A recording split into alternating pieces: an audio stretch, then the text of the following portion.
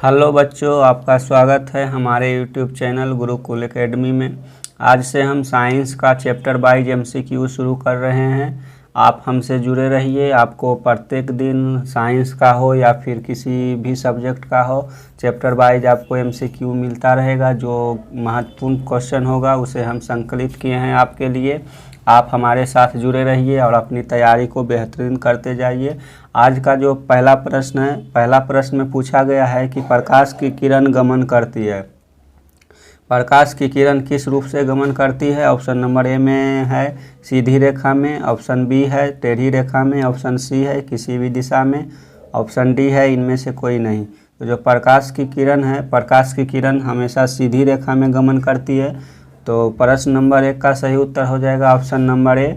आप अपना भी जो सही उत्तर है मिलाते रहिएगा और साइड में एक कागज़ पर लिखते जाइएगा। देखिएगा कि आप जो चैप्टर 1 में क्वेश्चन सब देखे हैं, जितना भी क्वेश्चन देखे हैं उनमें से आप कितना सही कर पाए हैं, जिससे आप यह मूल्यांकन कर पाइएगा कि आपकी तैयारी किस रूप में जा रही है, यानी कि सही दिशा में चल रही है या और तैयारी और मेहनत करने की ज़रूरत है। तो अगला क्वेश्चन देखते हैं। क्वेश्चन नंबर 2 है कि प्रकाश का वेग न्यूनतम होता है। जो प्रकाश की वेग है, प्रकाश की वेग कौन सा माध्यम में न्यूनतम होता है? पहला ऑप्शन है निर्वात में, दूसरा है जल में, तीसरा है वायु में, चौथा है कांच में। तो जो प्रकाश की वेग है, प्रकाश की वेग ऑप्शन के अनुसार इसमें सही उत्तर हो जाएगा कांच में। जो प्रकाश की वेग है, प्रकाश की वेग के बारे में समझ लेते हैं कि जो प्रकाश है, प्रकाश सबसे अधिक निर्वात में चलती है, यानी कि निर्वात के बाद वायु में, वायु के बाद इसमें जल में चलेगी, जल से कम कांच में। इसमें ऑप्शन के अनुसार इसका सही उत्तर हो जाएगा कांच। और सबसे अधिक वेग होती है वायु की निर्वात में। निर्वात कहने का मतलब है कि वैसा माध्यम जिसमें कि ना तो किसी प्रकार की रुकावट हो, जहाँ ना तो हवा हो ना ही किसी प्रकार की अन्य वस्तुएं हों, उसे हम निर्वात कहते हैं, यानी कि पूरी तरह से खाली। अगला क्वेश्चन है क्वेश्चन नंबर 3। इसमें पूछा गया है कि मोटर गाड़ी के चालक के सामने लगा रहता है, जो ड्राइवर रहता है, ड्राइवर के सामने जो साइड मिरर लगा रहता है, साइड मिरर किस दर्पण का प्रयोग करके बनाया जाता है? समतल दर्पण का, उत्तल दर्पण का, अवतल दर्पण का या फिर उत्तर लेंस का? तो जो क्वेश्चन नंबर 3 है इसका सही उत्तर हो जाएगा ऑप्शन नंबर बी, यानी कि उत्तल दर्पण का बना होता है। जो साइड मिरर होता है वो उत्तल दर्पण का बना होता है। क्वेश्चन नंबर 4 है। इसमें पूछा गया है कि मोटर कार के हेडलाइट में किसका प्रयोग होता है? जो वाहन होती है, वाहनों की हेडलाइट में कौन सा दर्पण का प्रयोग किया जाता है? समतल दर्पण का, उत्तल दर्पण का, अवतल दर्पण का या फिर उत्तल लेंस का? तो 4 का सही उत्तर हो जाएगा ऑप्शन नंबर सी, अवतल दर्पण का। किसी प्रकार की वाहन की हेडलाइट हो, हेडलाइट में हमेशा अवतल दर्पण का प्रयोग किया जाता है, जिससे कि जो अवतल दर्पण क्या करता है, प्रकाश की जो किरण होती है उसे फैला देता है, जिससे कि ड्राइवर को देखने में ज़्यादा दूरी तक नज़र आ सके और उसे गाड़ी चलाने में आसानी हो सके। क्वेश्चन नंबर 5 है। क्वेश्चन नंबर 5 में पूछा गया है कि समतल दर्पण द्वारा बना प्रतिबिंब होता है। जो समतल दर्पण होती है, समतल दर्पण किस प्रकार की प्रतिबिंब बनाती है? वास्तविक प्रतिबिंब, काल्पनिक प्रतिबिंब, दोनों, इनमें से कोई नहीं। तो जो समतल दर्पण होती है, समतल दर्पण वास्तविक प्रतिबिंब बनाती है, तो इसका सही उत्तर हो जाएगा ऑप्शन नंबर ए, समतल दर्पण द्वारा बना प्रतिबिंब वास्तविक होता है। क्वेश्चन नंबर 6 है। इसमें पूछा गया है कि लेंस की क्षमता का एसआई मात्रक होता है, यानी कि जो लेंस होती है, लेंस की क्षमता का एसआई मात्रक क्या होता है? डायोप्टर होता है, ल्यूमेन होता है, लक्स होता है, एंगस्ट्रॉम होता है। तो इसका सही उत्तर हो जाएगा option number A, dioptre. Lens की क्षमता का एसआई मात्रक डायोप्टर होता है, जिसे बड़ी डी से सूचित किया जाता है। क्वेश्चन नंबर 7 है। इसमें पूछा गया है कि प्रकाश की किरणों का पथ दर्शाने वाले चित्रों को कहा जाता है। जो प्रकाश की किरण है, प्रकाश की किरण का पथ जो दर्शाती है उस चित्र को हम क्या कहते हैं? किरण आरेख कहते हैं, फोकस कहते हैं, किरण पुंज कहते हैं या इनमें से सभी? तो इसका सही उत्तर हो जाएगा ऑप्शन नंबर ए, किरण आरेख कहते हैं। क्वेश्चन नंबर 8 है। इसमें पूछा गया है कि 2 डायोप्टर वाले लेंस का फोकसांतर होता है। अगर 2 डायोप्टर क्षमता वाले लेंस है तो जो उसका फोकस होगा, फोकस में अंतर कितना होगा? तो इसका उत्तर है 20 सेंटीमीटर, 30 सेंटीमीटर, 40 सेंटीमीटर, 50 सेंटीमीटर। तो इनमें से इसका सही उत्तर हो जाएगा option number D 50 centimetre. 2 dioptre क्षमता वाले लेंस का फोकस अंतर हो जाएगा 50 सेंटीमीटर। क्वेश्चन नंबर 9 है, इसमें पूछा गया है कि किसी उत्तल लेंस का फोकस अंतर 50 सेंटीमीटर है तो उसकी क्षमता होगी। अगर किसी लेंस का फोकस अंतर 50 सेंटीमीटर है तो उसका क्षमता कितना होगा? +5 dioptre, -5 dioptre, -2 dioptre, +2 dioptre.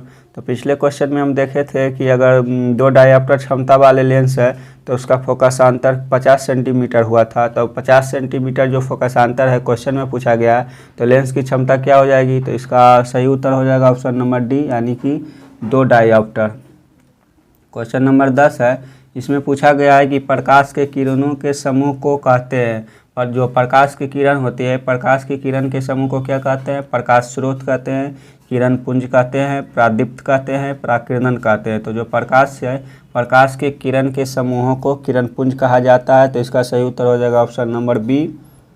Question number 11 है, इसमें पूछा गया है कि उत्तल लेंस की क्षमता होती है। जो उत्तल लेंस है, उत्तल लेंस की क्षमता क्या होती है? ऋणात्मक होती है, धनात्मक होती है, दोनों होती है, या इनमें से कोई नहीं।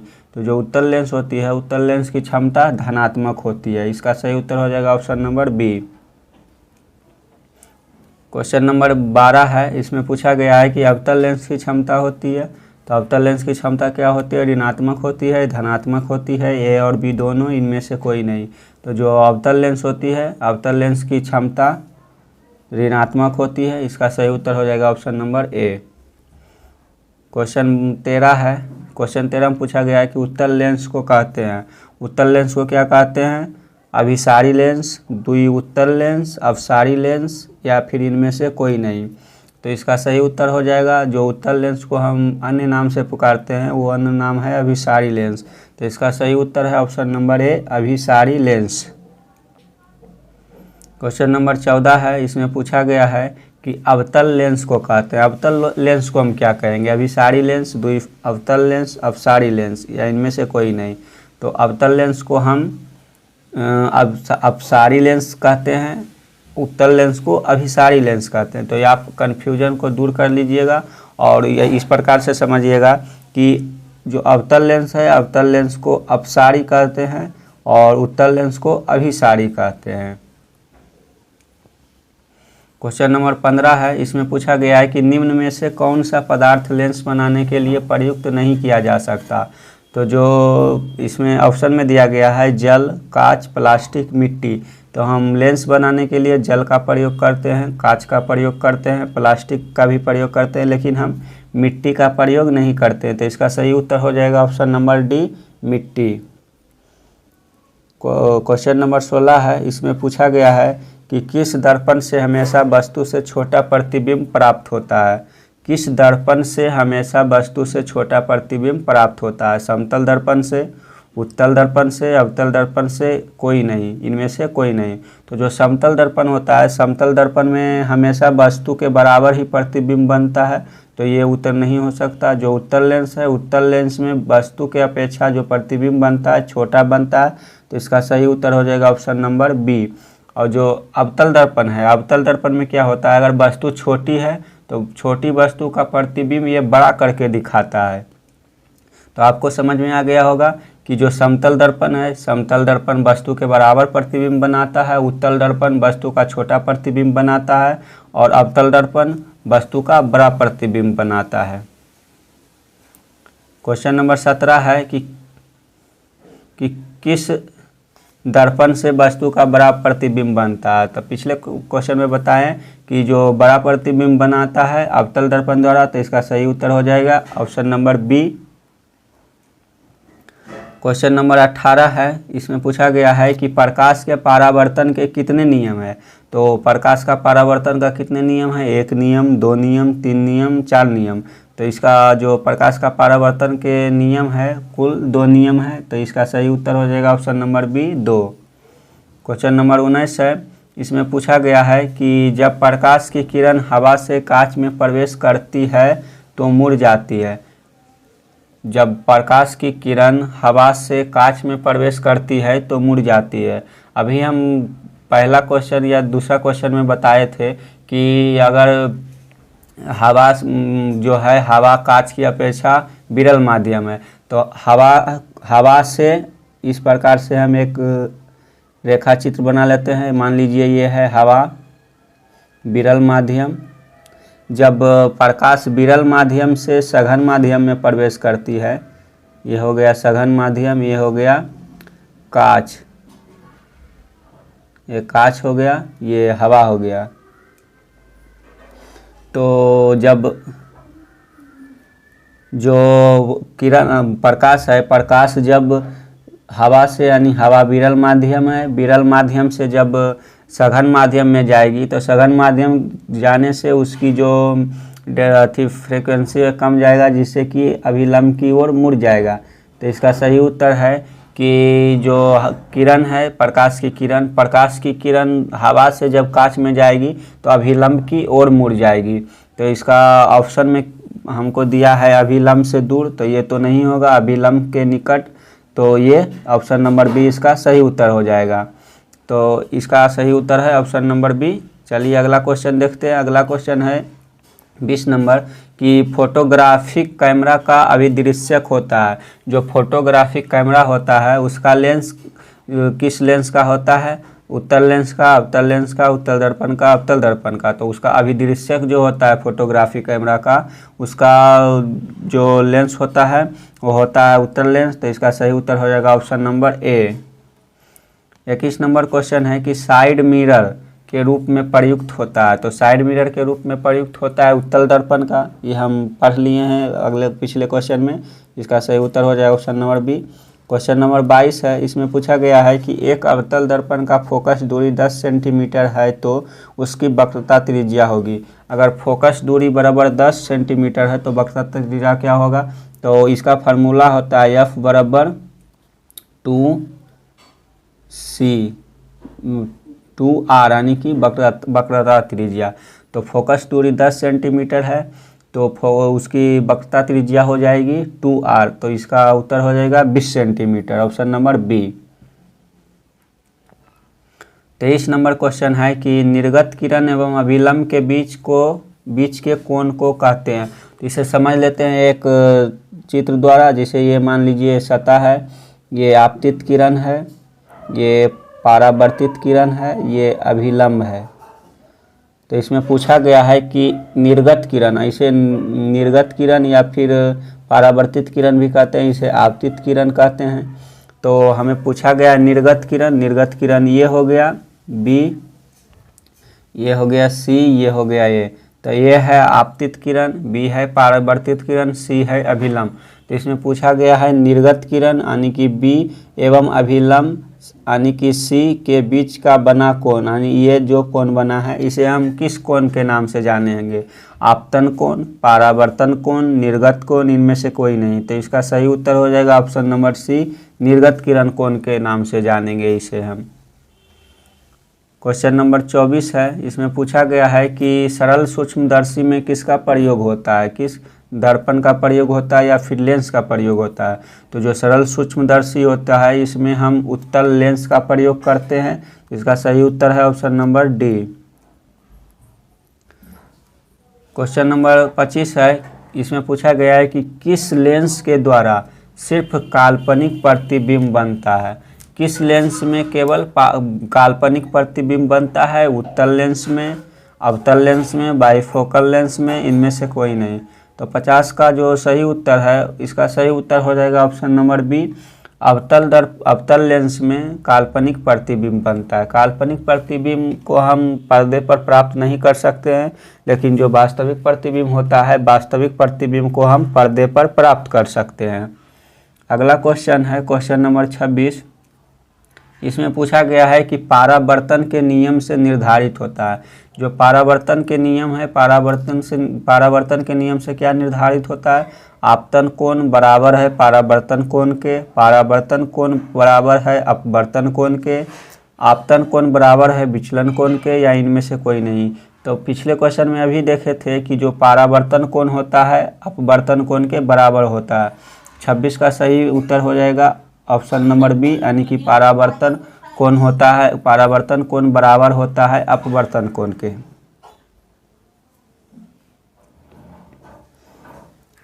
क्वेश्चन नंबर 27 है, इसमें पूछा गया है कि काल्पनिक प्रतिबिंब होता है। जो काल्पनिक प्रतिबिंब होता है, काल्पनिक प्रतिबिंब क्या होता है? सीधा, उल्टा, दोनों, इनमें से कोई नहीं। तो यह काल्पनिक प्रतिबिंब होता है, काल्पनिक प्रतिबिंब सीधा बनता है। सही उत्तर हो जाएगा option number B. 28 number question है, इसमें पूछा गया है कि लेंस में मुख्य फोकस की संख्या कितनी होती है। जो लेंस है, लेंस में मुख्य फोकसों की संख्या 2 होती है। जिसे आप देखे होंगे कि एक फोकस इस साइड होता है और एक फोकस इस साइड होता है। तो इसका सही उत्तर हो जाएगा ऑप्शन नंबर ए। 28 का सही उत्तर ए हो जाएगा 2।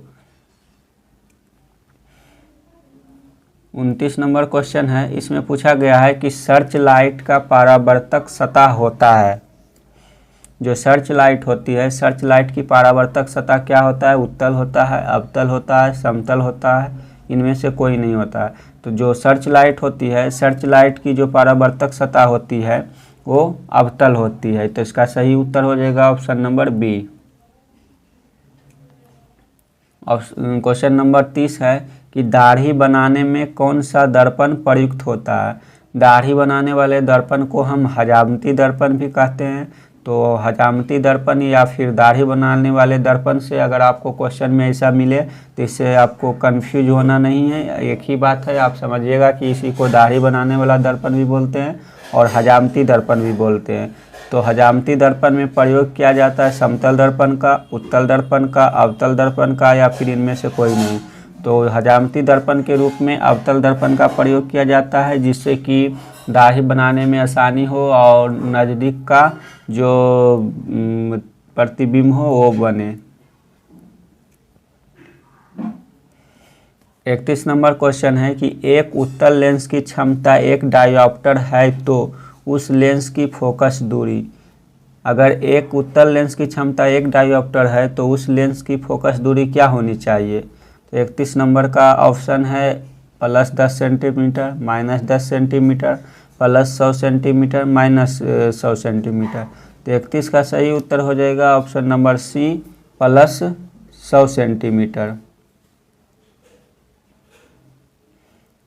क्वेश्चन नंबर 32 है, इसमें पूछा गया है कि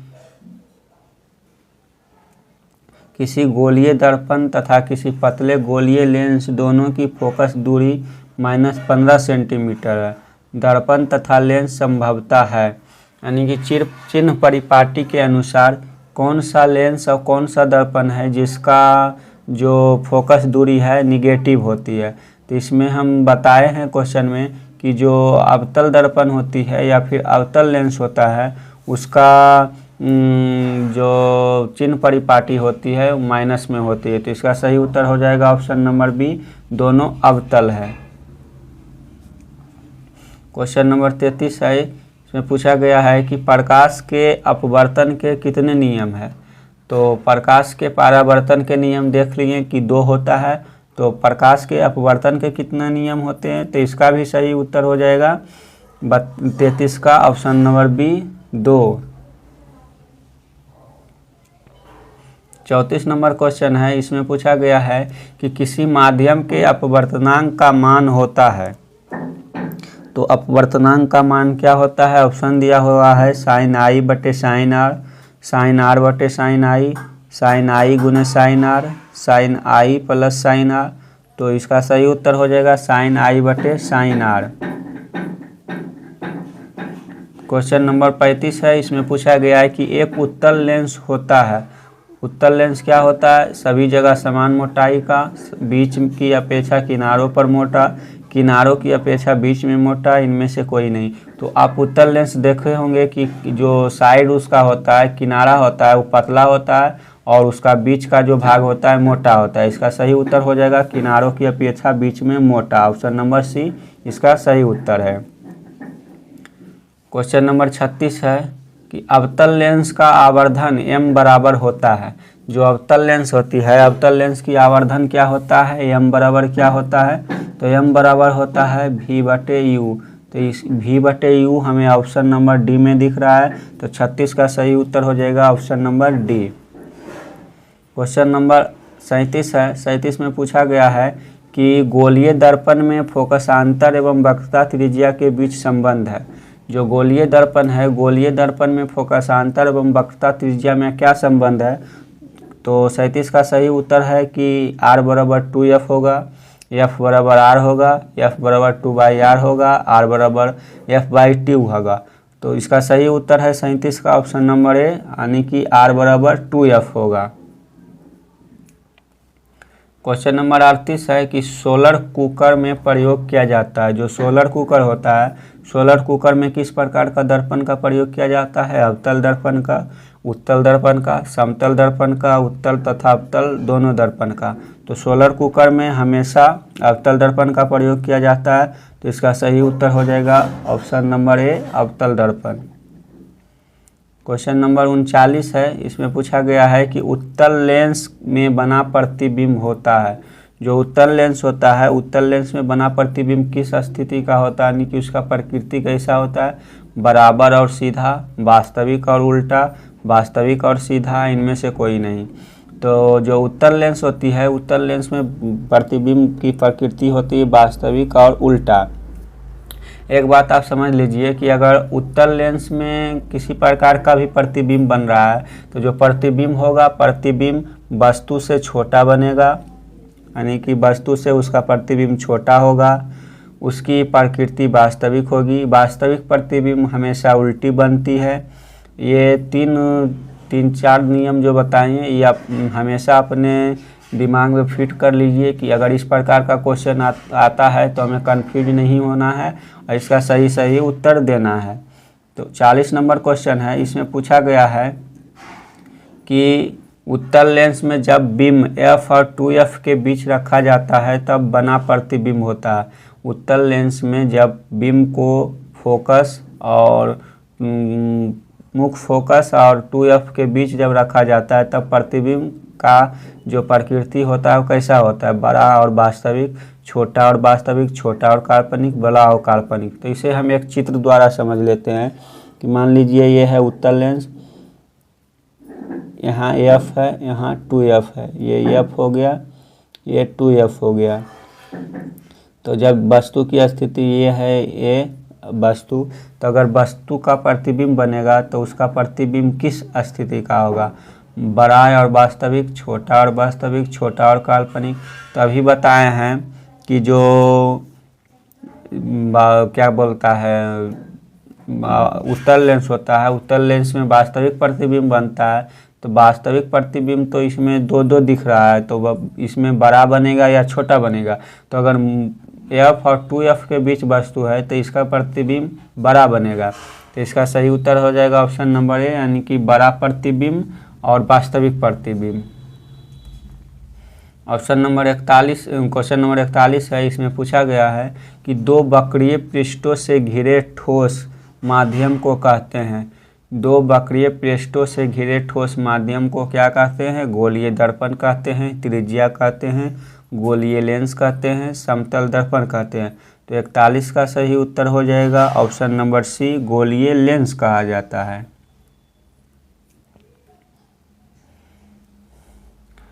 क्वेश्चन नंबर 42 है। 42 में पूछा गया है कि वह गोलीय दर्पण जो बाहर की तरफ वक्रित हो कहलाता है। जो बाहर की तरफ उभरा होता है उसे हम क्या कहते हैं? अवतल दर्पण कहते हैं, समतल दर्पण कहते हैं, उत्तल दर्पण कहते हैं, या इनमें से कोई नहीं। तो जो उभरा हुआ दर्पण होता है उसे हम उत्तल दर्पण कहते हैं। तो इसका सही उत्तर हो जाएगा ऑप्शन नंबर सी, उत्तल दर्पण।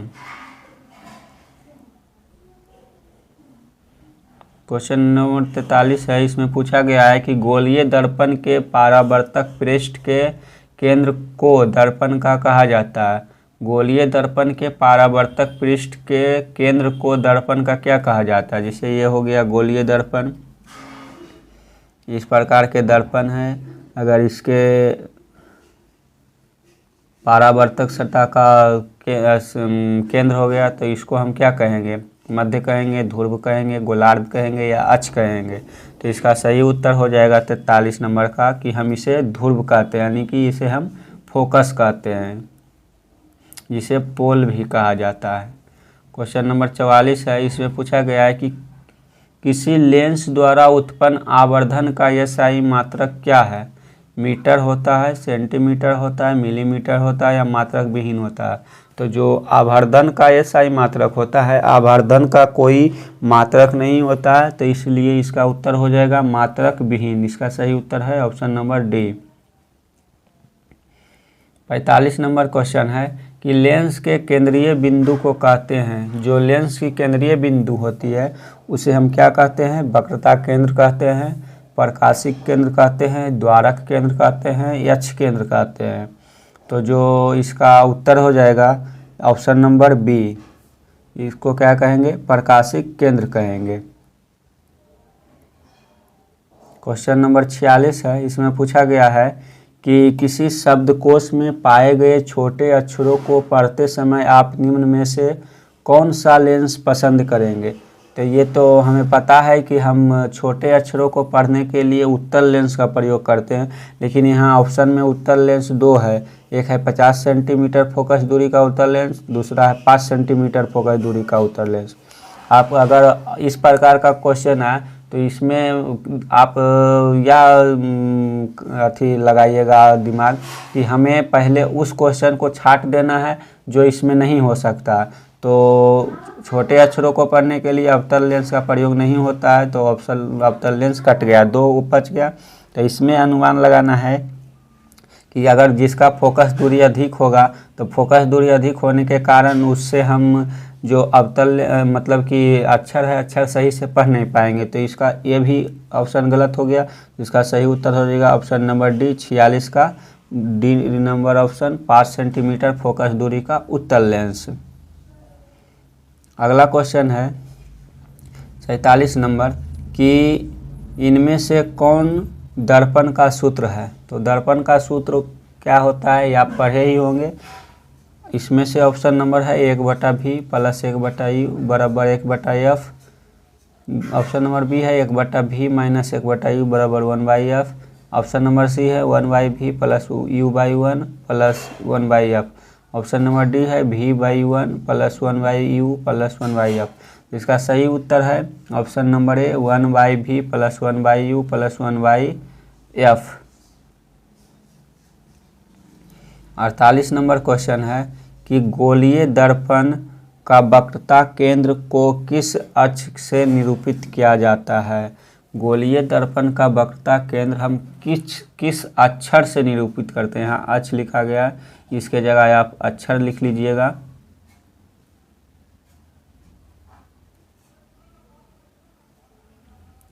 अक्ष के जगह पर अक्षर लिख लीजिएगा।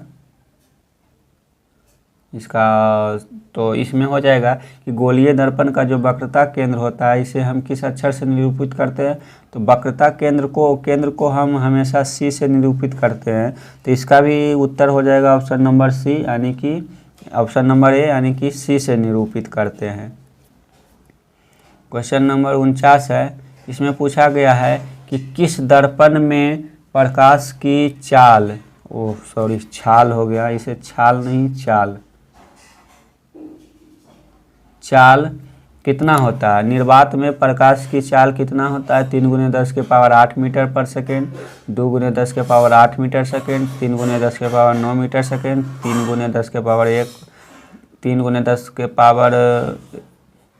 10⁻10 मीटर सेकेंड।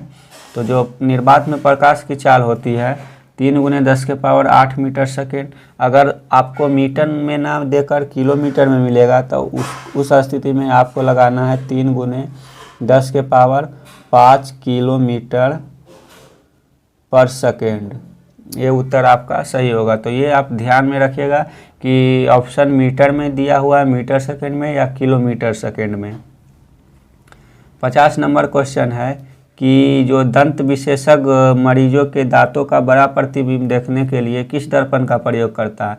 यानी कि जो दांत का डॉक्टर होता है, दांत का डॉक्टर हो गया, कान का, नाक का, गला का, इस प्रकार के डॉक्टर जो लेंस का प्रयोग यानी दर्पण का प्रयोग करते हैं वो अवतल दर्पण का प्रयोग करते हैं। तो इसका उत्तर हो जाएगा 50 का ऑप्शन नंबर ए, इसका सही उत्तर है।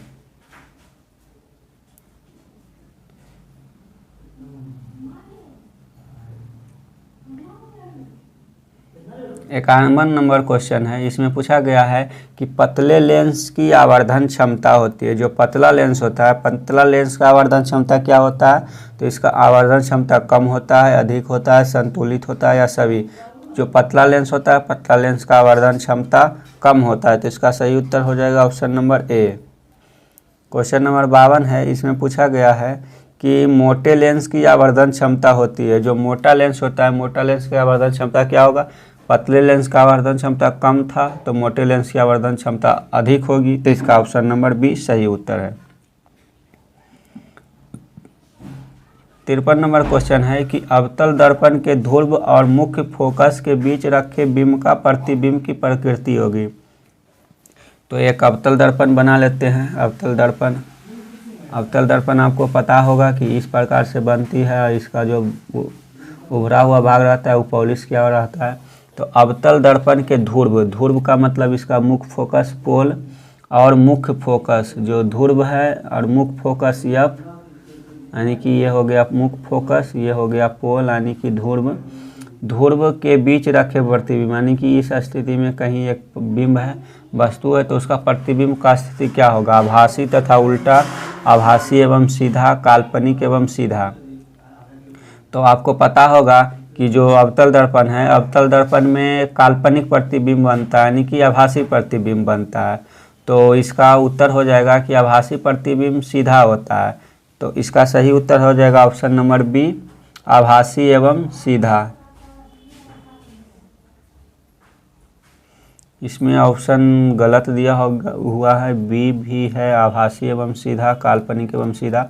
तो इसका सही उत्तर आप आभासी एवं सीधा मान लीजिएगा। इसके स्थान पर हम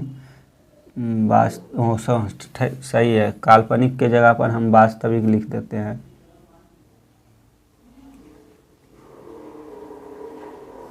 ये हो गया अब ठीक। कुछ मिस्टेक हो जाता है टाइपिंग में, इसको आप ध्यान नहीं दीजिएगा, हम उसको बता देंगे।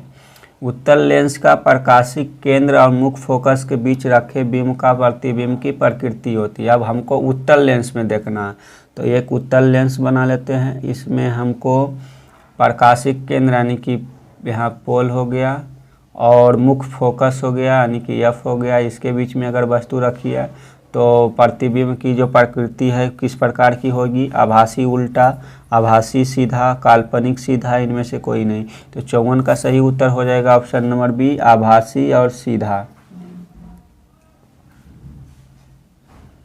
55 नंबर क्वेश्चन है। इसमें पूछा गया है कि अवतल दर्पण के मुख्य फोकस पर रखे बिंब का प्रतिबिंब की स्थिति होती है। जो अवतल दर्पण है, अवतल दर्पण के मुख्य फोकस पर रखे बिंब का प्रतिबिंब का स्थिति क्या होगा? ये मान लीजिए अवतल दर्पण है, इसका बाहरी हिस्सा पॉलिश किया हुआ है और जो वस्तु रखी हुई है मुख्य फोकस पर रखी हुई है एफ पर, तो जो इसका प्रतिबिंब बनेगा कहाँ बनेगा? वक्रता केंद्र पर, मध्य बिंदु पर, अनंत पर, सभी पर। 55 का सही उत्तर हो जाएगा ऑप्शन नंबर सी, यानी कि अनंत पर बनेगा।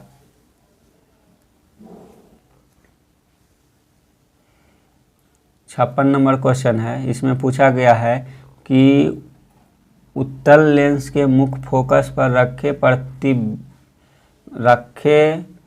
वस्तु की स्थिति होती है। उत्तल लेंस के मुख्य फोकस पर रखे प्रतिबिंब की स्थिति होती है, प्रतिबिंब नहीं, यहाँ वस्तु होगा, बिंब हो जाएगा, गलती ज़्यादा है टाइपिंग में। उत्तल लेंस के मुख्य फोकस पर रखे वस्तु की स्थिति, उत्तल लेंस के मुख्य फोकस पर रखे वस्तु की स्थिति होती है वक्रता केंद्र पर, फोकस एवं वक्रता केंद्र के बीच, अनंत पर, ध्रुव एवं वक्रता केंद्र के बीच। तो जब उत्तल लेंस के मुख्य फोकस पर वस्तु रखी है तो जो उसका प्रतिबिंब बनेगा, तो प्रतिबिंब की स्थिति क्या होगी? 56 का सही उत्तर हो जाएगा ऑप्शन नंबर सी, अनंत पर।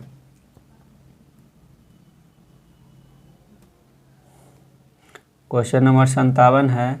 में पूछा गया है कि अवतल लेंस के मुख्य फोकस पर रखे बिंब का प्रतिबिंब की स्थिति होगी।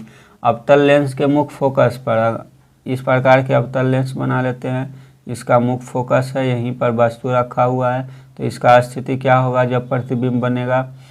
फोकस एवं वक्रता केंद्र के बीच, प्रकाशीय केंद्र और फोकस के बीच, ध्रुव एवं वक्रता केंद्र के बीच, इनमें से कोई नहीं।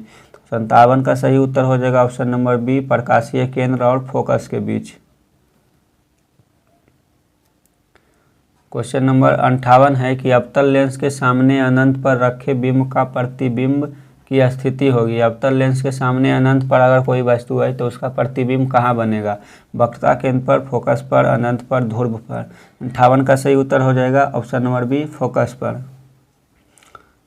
59 नंबर क्वेश्चन है कि अवतल दर्पण के सामने अनंत पर रखे बिंब का प्रतिबिंब की स्थिति होगी। अवतल दर्पण के सामने अनंत पर अगर वस्तु रखी है तो उसका प्रतिबिंब कैसा बनेगा, यानी कहाँ बनेगा?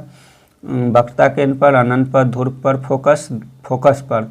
तो 59 का सही उत्तर होगा फोकस पर, यानी कि एफ पर। 60 नंबर क्वेश्चन है कि लेंस के प्रकाशिक केंद्र से गुजरने वाली प्रकाश किरणें अपवर्तन के पश्चात, तो अपवर्तन के पश्चात क्या होती है? विचलन के साथ निर्गत होती है, 7 रंगों में विभक्त हो जाती है, बिना विचलन के निर्गत होती है, इनमें से कोई नहीं। तो जब लेंस के प्रकाशीय केंद्र से गुजरती है प्रकाश तो 7 रंगों में विभक्त हो जाती है। तो इसका सही उत्तर हो जाएगा 60 का option number B. 61 number question है कि मुख्य फोकस से गुजरने वाली प्रकाश किरणें उत्तल लेंस में अपवर्तन के पश्चात, तो क्या होती है अपवर्तन के पश्चात? मुख्य अक्ष के विपरीत जाती है, निर्गत किरण मुख्य अक्ष के समांतर जाती है, मुख्य अक्ष से दूर उसी पथ के अनुदिश वापस परावर्तित हो जाती है। तो 61 का जो उत्तर हो जाएगा, इसका उत्तर हो जाएगा ऑप्शन नंबर बी, निर्गत किरण मुख्य अक्ष के समांतर जाती है। अंतिम क्वेश्चन है आज का कि मुख्य अक्ष के समांतर आने वाली कोई प्रकाश किरण अवतल लेंस से अपवर्तन के पश्चात, अगर कोई प्रकाश की किरण है जो मुख्य अक्ष के समांतर आ रही है तो प्रकाश की किरण अवतल लेंस के अपवर्तन के पश्चात किस दिशा में मुड़ जाएगी? मुख्य अक्ष के विपरीत में उसी पथ के अनुदिश वापस परावर्तित हो जाती है, निर्गत किरण मुख्य अक्ष के समांतर जाती है, निर्गत किरण मुख्य अक्ष से दूर जाती है। तो 62 का सही उत्तर हो जाएगा ऑप्शन नंबर डी, निर्गत किरण के मुख्य अक्ष से दूर जाएगी। तो आज का क्वेश्चन में इतना ही, यानी कि आज के वीडियो में इतना ही। इसी प्रकार से आप हमारे साथ जुड़े रहिए, आपको प्रतिदिन इसी प्रकार से चैप्टर वाइज MCQ मिलते रहेगा, जिससे आप अपने तैयारी को आकलित कर सकते हैं कि आपकी तैयारी किस लेवल की है।